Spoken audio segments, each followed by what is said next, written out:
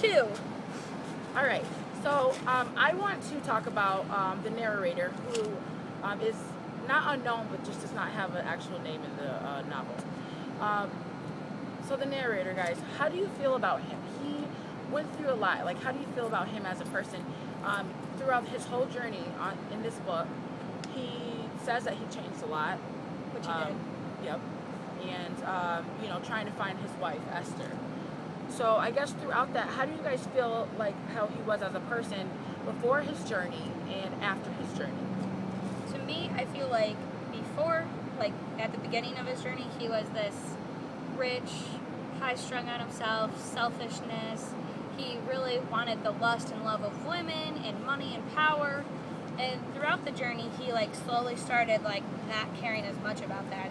Slowly started caring more about what was really important, which ended up being Esther to him, but more than that, just what was important in his life to him.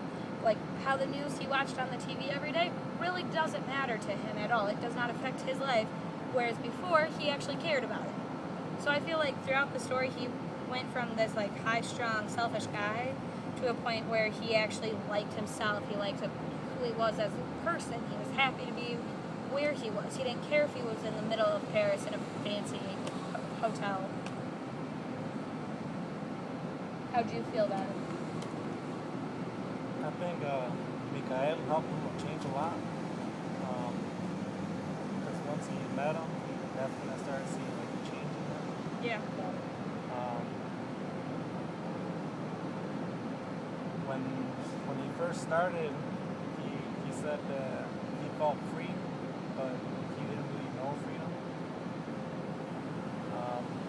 He took a taxi, and when he got off, he was all sad. He was wondering why nobody else was sad. And then he realized that nobody knew what he was going through, and that everybody was happy.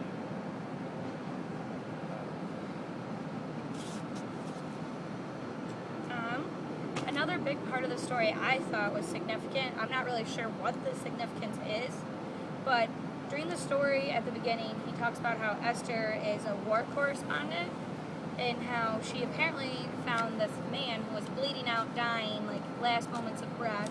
His shirt was all bloody, and she asked him, what do you want me to do?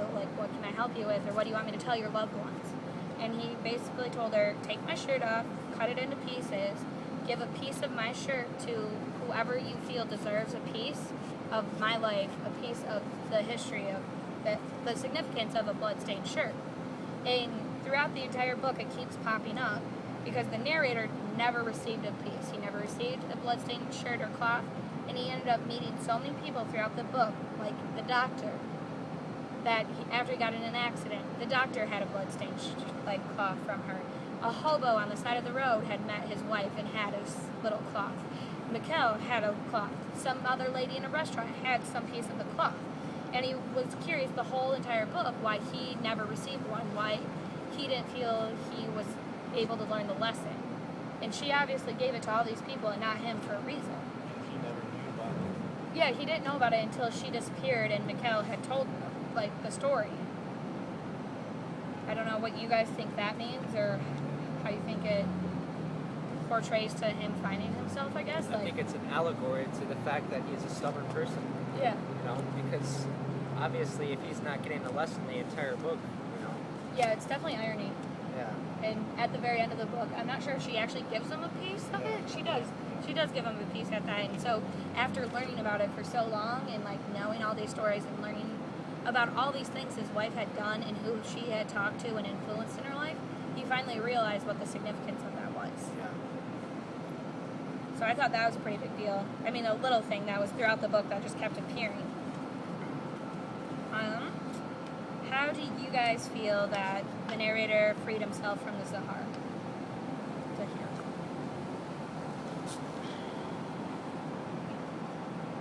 I think Zahir was Esther, and throughout the book, he freed himself by finding himself, and Mikael had a lot to do with it too. He could have just said where she was, but Yeah, the book would have been a lot shorter. Yeah. Yeah, but the book wasn't meant to be short because of all this crap that he went through. Yeah, the book was the journey to find her, not actually finding her. It was Well, it's more finding him. Yeah, Yeah. maybe the last 5 pages have Esther in it, and the rest of it is all about the narrator and himself. And going back to the question that you just asked, Yeah. which was, How did he free himself from the Zahir? great. Just like Octavio said, freedom. I think that him finding himself, throughout his whole journey and finally coming to a realization of what he put his wife through, how she really was feeling. Once he realized that, I think that he kind of, was set free. I do want to read something. This is on page 289 of the Zahir. It says, despite being married all those years, I had never really known my wife. I had created a love story like the ones I've seen in the movies, read about in the books and magazines, watched on TV. In my story, love was something that grew until I reached a certain size. And from then on, I was just a matter of keeping it alive, like a plant, watering it now and again and removing any dead leaves. Love was also a synonym for tenderness, security, prestige, comfort, and success. Love could be translated into smiles, into words like I love you, or I feel so happy when you come home. But things were more complicated than I thought. I could be madly in love with Esther while I was crossing the road, and yet by the time I reached the other side, I could be feeling trapped and wrenched at having committed myself to someone and longing to be able to set off once more in search of adventure. So that's just, I think that really freed him, him saying that, come to the realization of he never really knew Esther. I think that drew him towards Esther too. Yeah. Because Esther was the one that, he was in love with Esther simply because she could put up with all the bullcrap, Because she and let him be 'cause free. she She let let him. him do what he wanted. Yeah. Pretty much. Travel the world and Yeah. meet all sorts of women that, she had to deal with. That she knew about, That she but knew about. So, that speaks to not the character of both Esther and yeah. the narrator. Another quote on page 206, it says, the Commodore, there is always an event in our lives that is responsible for us failing to progress. It described exactly what happens in marriages in general, and what happened in my relationship with Esther in particular. To me, that's the turning point where he decides, that something happened with him and his wife. They had a falling out that he didn't even know was there, and they had to fix it. They had to go on an adventure. They had to go to Central Asia, Kazakhstan, to figure it out, apparently. Yeah, at the end of that page, she said, he says she has not yet become a work correspondent. Her eyes are still bright with joy. She loves her work, travels with me whenever she can, and life is still one big adventure. I'm lying on the bed in silence. My mind is far away, worrying about the next day's appointments. So, he obviously knows who she is, and he knows his place too, and he knows he's aware of the type of person that he is, and he's also aware that Esther knows what the type of person that he is. And he knows also that time is running out, and there will be an event in our lives that are responsible for us failing to progress, and he was speaking about that.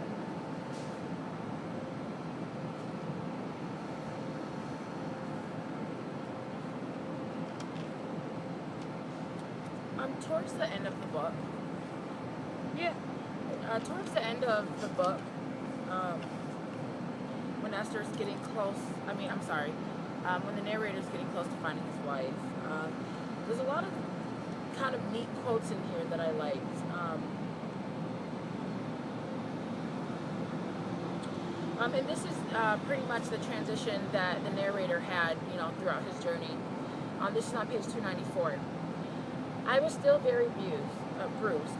I couldn't believe it was possible to love again. He didn't say much. He taught me to speak Russian and told me that in the streets they use the word blue. to describe the sky even when it's gray, because they know that above the clouds, the sky is always blue. He took me by the hand and helped me to go through those clouds. He taught me to love myself rather than to love him. He showed me that my heart was at service of myself and God, and not at the service of others.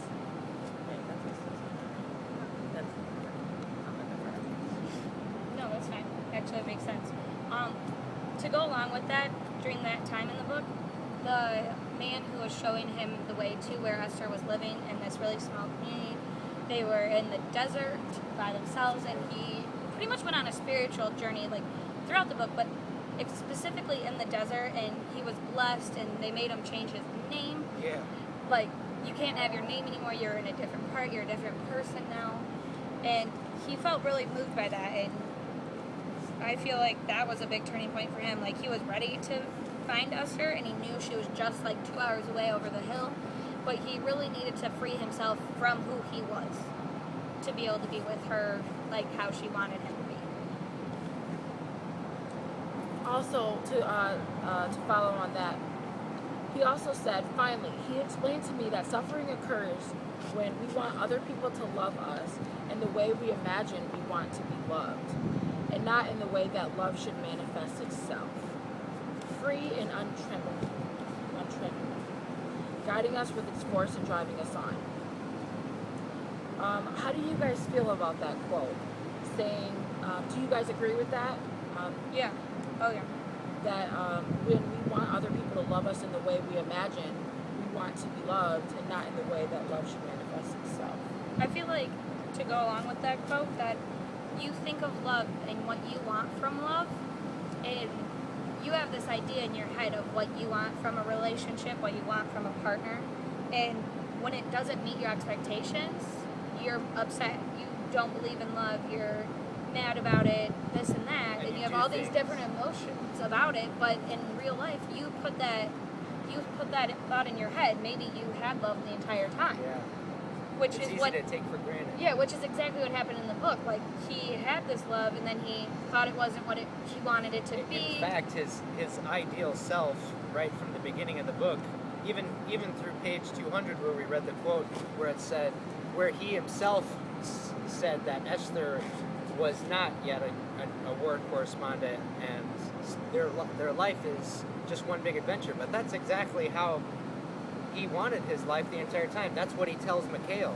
Yeah. But in the whole first half of the book, he's already living his adventure, Yeah. and he doesn't realize that Like, this is until the after adventure. Mikhail, speaks to him, and then he meets Esther, and he's had all this information the entire time.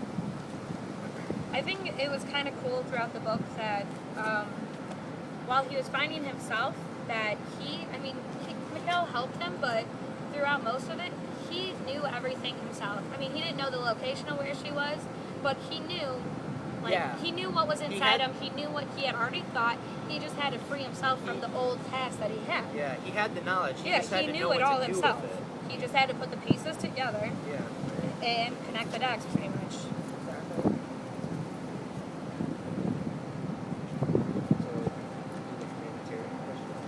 Yeah, for part of this, we need to tell you if we think it is good to read this book for the humanities course or any class. I think it is, just because to me humanities has a lot to do with love and finding yourself in people. So the interactions between that, and I thought it was kind of cool throughout the book that it really wasn't about Esther, even though probably the first 30 pages, that's what you thought the book was about. You thought that this book is about the journey to him finding his wife, or you want to find out what happens to Esther or what she's doing. Whereas at the end of the book, you realize that's not what you wanted to know the whole time. Right. Like, you found out, there was so much more hidden throughout the book that gave you so many different lessons of just being a person and finding out who you truly are, not just him, who I am, you are. So I thought it was a good book for a humanities course. Did you? Yeah, I did. I definitely think that I would recommend this book to any humanities course.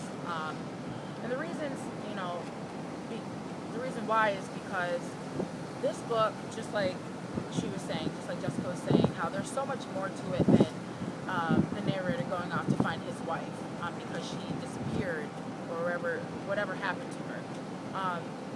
While I was reading this book, I really just learned that